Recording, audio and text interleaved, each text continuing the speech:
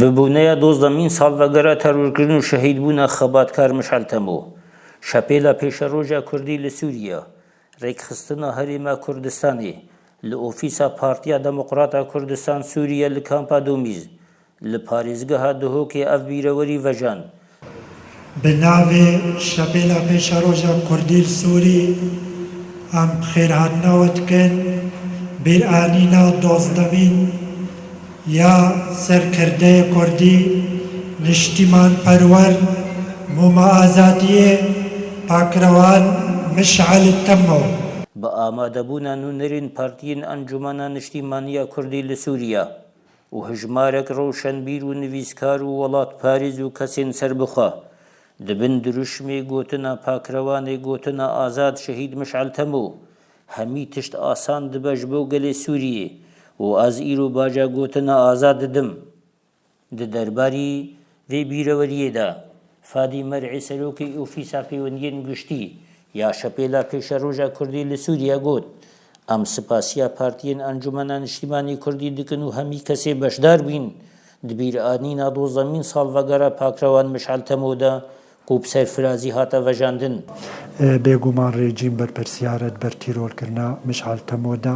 em daxwaz dikin rojekê were ku rejîma Sûrî Beşar el Esed hember mihakimê duwelî were cizakirin û Sûriyek nû ava bibe Sûriyek demokratî teadûdî medenî cê hemû pêkhatiyê Sûrî tê de cîbcî were.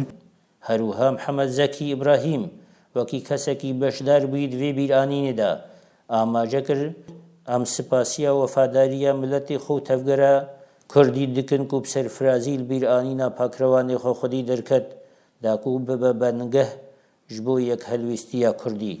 Yek rêziya mala Kurdî ew qeweta gelê Kurd hemû kiye û bi rastî jî kê yanî yek rêbaz jî kê me heye ew jî kê rêbaza berzanî ye gava ku yek qewet yek helwestîce me çê bibe û vê rêbaza berzanî ez di wê baweriyê de me ku gelê Kurd bike mafê xwe û dijminê me çiqa ji Kurd jî kê bê em ê li ser dijminê xwe re wek gotî em ê zora dijminê xwe bibin. Belê şehîd Miş'el Temo ji dayîkbûyê bajarê Dirbêsiyê sala 1957 de û piştî şoreşa gelê Kurd li Kurdistana Sûrî di sala 2004 de dibe damezrênerê Şepêla Pêşeroja Kurdî li Sûriya û berdevkê fermiyê Şepêlê di sala 2005 de û dibe xwedan roleke mezin di gurkirina agirê şoreşa Sûrî de û piştevanekî bihêz ji bo doz û mafê gelê Sûriyê li beramber rejimê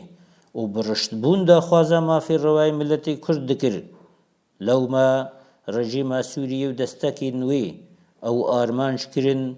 di heftê Cotmeha sala 2011 de ji aliyê çar kesên nenazkirî û rûnixumandî li Qamişlo û Miş'el Temo dibe şehîdê şoreşa Sûrî û Pakrevanê gotina azad.